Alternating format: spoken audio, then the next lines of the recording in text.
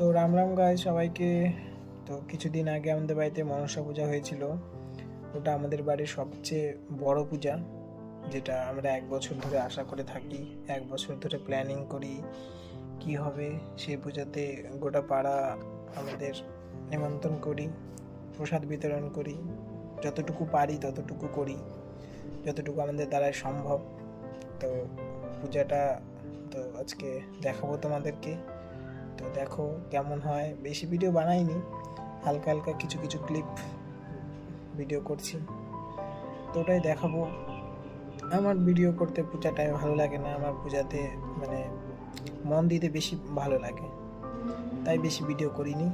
Just হালকা হালকা কিছু কিছু পার্ট মনে হয় যে ভিডিও করি। একটা ইচ্ছা আমার ইউটিউবে ছাড়ার, তো ইউটিউবে ছাড়লে কী হবে, আশা করি 10 বছর পরও আমি দেখতে পারবো, যদি আমার ফোনে না থাকে বা কিছু হয়ে যায়।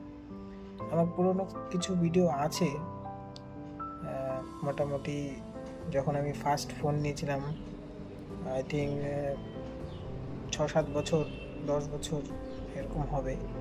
তখন অনেক ছোট ছিলাম, তখন কিছু ভিডিও ছাড়ছিলাম আমি। আমি ছিলাম না সেটাতে, কিন্তু অনেক কিছু ছাড়ছি যেটা এখন দেখে খুব ভালো লাগে।